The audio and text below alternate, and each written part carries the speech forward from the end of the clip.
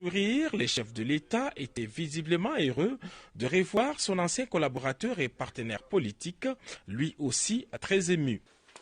Comment ça va, mon excellence? Ça va? Quelle émotion. Décontractés, les deux personnalités ont eu un entretien de 2 heures et pour Vital Kamerhe, la parenthèse 100 jours est vite refermée. Il est temps de renforcer les partenariats politiques et se mettre au service du peuple. L'émotion des retrouvailles, et puis je dis que Dieu est grand. Tant que tu crois, tu as la foi en Dieu, tout est possible. Et c'était aussi la joie de retrouver un partenaire politique. Ce sont là les premiers mots. Quelle que soit l'épreuve qu'on endure, cette épreuve doit être en dessous de ce qu'on est déterminé à donner à la nation, à la patrie, à la communauté. C'est en cela que nous allons gagner. Si chacun de nous, et il y a rares qui n'ont pas connu d'épreuves dans leur vie, ils doivent minimiser ces épreuves-là et dire ce que j'ai à donner à la patrie est bien au-dessus des preuves endurées. Pour moi, j'ai appris beaucoup de choses en prison.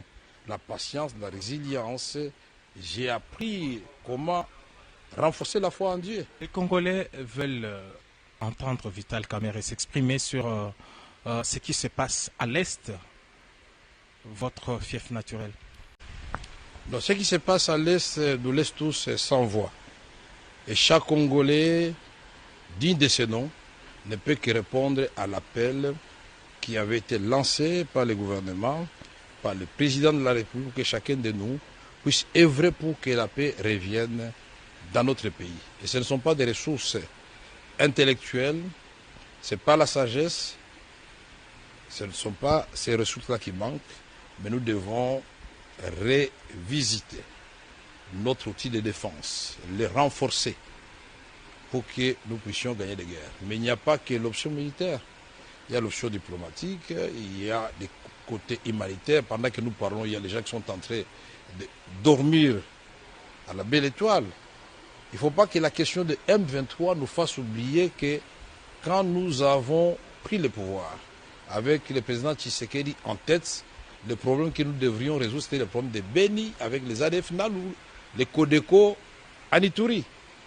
Est-ce que le M23 n'est pas une diversion pour nous faire perdre de ces challenges que nous avions déjà presque gagnés? Et c'est dit, pour nous, nous devons mettre cela dans un cadre d'un plan bien étudié, à implanter dans le temps et dans l'espace. Il faut qu'il y ait des délais. Nous avons parlé d'abord de notre partenariat que nous comptons renforcer à travers nos partis INC et IDPS et bien plus au sein de l'Union sacrée. Nous avons parlé des défis auxquels le pays doit faire face maintenant ou auxquels le pays est confronté présentement. Les défis sécuritaires avec l'Est du Congo qui est en ébullition en ce moment. Les défis alimentaires, c'est-à-dire avec cette pauvreté criante. Nous avons parlé des défis de la scolarité des enfants, des défis de la santé, etc., etc. Nous n'avons pas seulement évoqué les défis, mais nous avons évoqué la manière de les relever. On ne peut pas gagner une guerre sans mettre de l'ordre dans l'armée. On ne peut pas gagner une guerre sans avoir des services de renseignement, des services de sécurité qui travaillent et qui sont proactifs, qui identifient les menaces et les dévancent, qui donnent la vraie information aux hommes qui sont sur le terrain et au président de la République qui est le commandant suprême pour que nous puissions gagner.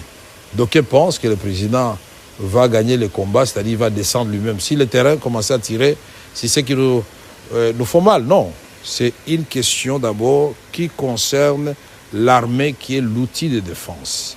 Il faut lui donner les moyens, il faut lui donner la vraie information, c'est-à-dire renseignement militaire, mais il faut l'encadrer à tous les niveaux.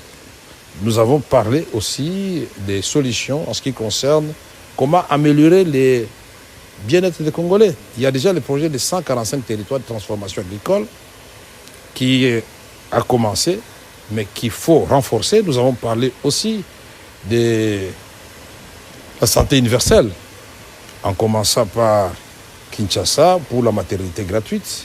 Nous avons parlé aussi du fait que l'agriculture, et je l'ai dit, avec 2 345 000 km² de terre, 2 345 000 km² de terre au Congo, 80 millions de terres arables et 40 millions irrigables, ça fait 120 millions.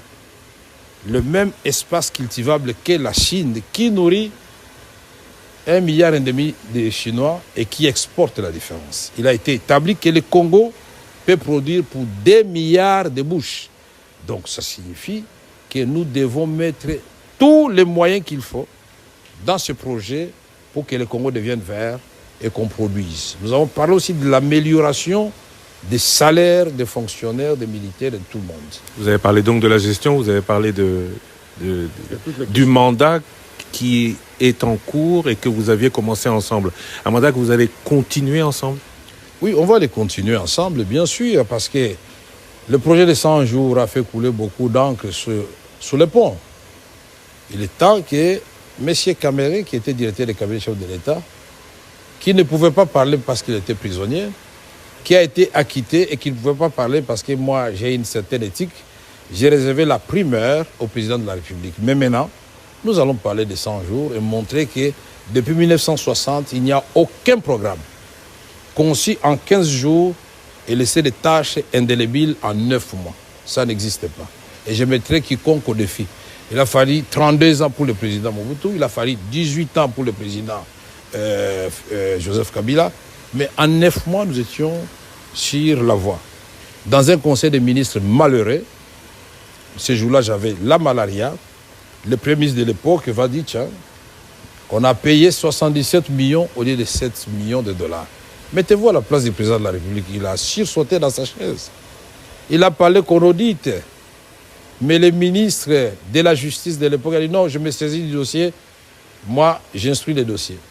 Et comme je n'avais pas peur, je suis allé au parquet de Matete. Et c'était le chemin pour Makala. Et me revoici à la cité de l'Union africaine. Comme on dit, quelle que soit la longueur de la nuit, les jours finissent toujours par apparaître. C'est un procès politique? Le procès, moi je crois que politique, ce n'est pas le mot qu'il faut. C'était un procès cynique. Parce que quand j'ai clamé mon innocence, personne ne voulait me croire. Mais j'avais dit, bon écoutez, puisque vous, là, magistrat et juge, vous ne voulez pas me croire, la vraie justice viendra de Dieu. Et j'ai beaucoup aimé, le président a respecté les principes de l'indépendance de la justice. Et de mon côté, vous savez, dans toutes les valeurs chrétiennes, là, la valeur la plus difficile à observer, c'est la patience. C'est la résilience.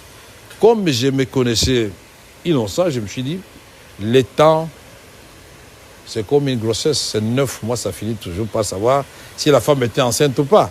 Mais voici, je suis là, devant vous. Nous aurons d'autres occasions, des émissions, où nous allons parler en profondeur de ce projet. 142 écoles construites, 132 centres de santé, un grand hôpital Lumbashi, un pont de 145 km dans le Tanganyika. Nous ne parlons pas de tout ce que nous avons fait comme incubateur au Kivu, qui emploie 2000 petits pour produire du tilapia. On n'importe plus du tilapia au sud Kivu. Je ne voudrais pas dire ce qui a été fait dans les Kasaï. Au moins une province, chaque province parmi les 26 a été touchée par au moins 3 projets. Que ce soit 77 ou 7 millions, beaucoup de gens aujourd'hui se posent la question suivante, où est passé cet argent? Est-ce que vous vous sentez aujourd'hui redevable de cette réponse à la population?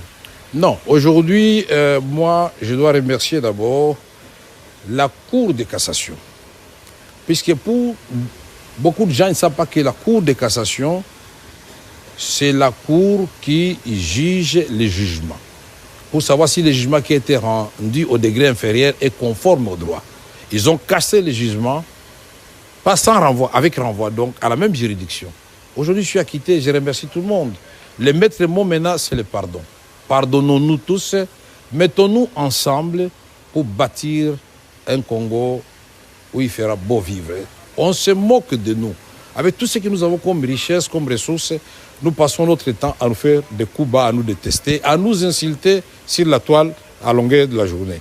Moi, j'ai dit, et je le répète, L'épreuve en durée est en dessous de ce que l'on peut donner à sa patrie, à sa nation, à la communauté congolaise, à laquelle je suis attaché profondément. Je vais organiser une messe d'action de grâce à Kinshasa comme à Bukavu pour remercier le Seigneur de m'avoir gardé en vie. Je pouvais mourir. Là, ce n'est pas un endroit où il faut souhaiter envoyer quelqu'un. Vous parlez de la patrie, vous parlez de la nation. Cette patrie, cette nation est aujourd'hui menacée encore à sa partie orientale. Le gouvernement parle et avance des preuves d'agression du Rwanda sous couvert du M23. Est-ce que c'est aussi votre opinion? Qu'est-ce qui doit être fait? On passe à la manière forte ou, comme vous l'avez fait dans le passé, on pacifie? Non, nous avons parlé avec le président, entre autres, de cette question, de la pacification de l'Est du Congo. Et tous nous sommes d'accord qu'il n'y a pas que l'option militaire. Je lui ai dit, ce que nous avons fait à son temps. Et toi, Christian, tu étais témoin, puisque tu m'as accompagné dans cette caravane de la paix. Il y a l'option militaire, mais il y a la diplomatie, il y a d'autres options, parce que quel que soit ce que nous ferons, et la géographie, et l'histoire nous condamnent de vivre éternellement jusqu'à ce que le monde se fasse comme des voisins. Qui va transporter le Congo pour l'amener ailleurs ou le Rwanda ailleurs? Je crois qu'il y a des préalables en cela. Il faut qu'il y ait de bonnes volontés de part et d'autre. Nous sommes de bonnes volontés. Il faut que de l'autre côté, il y ait la sincérité. Nous sommes sincères. C'est à eux de nous rencontrer, de nous dire en toute sincérité que cette guerre n'arrange personne. Parce qu'il y a des morts de part et d'autre. Nous devons y mettre fin.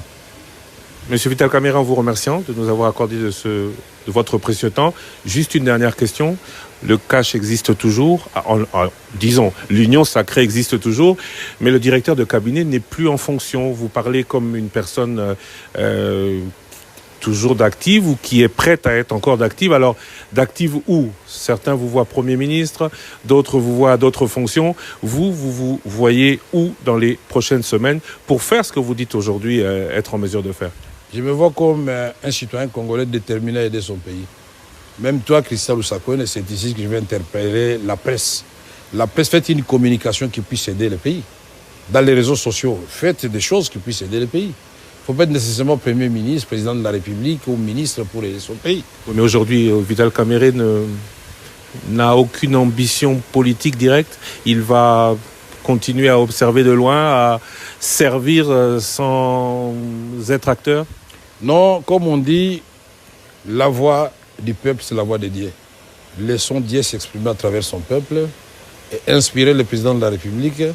Moi, je me sens à l'aise pour aider le pays. À toutes les fonctions à laquelle il vous appellera. Je sais ce que vous voulez que je vous dise, mais je ne vous le dirai pas. Merci. Monsieur Vital Kamerhe, je vous remercie. Merci.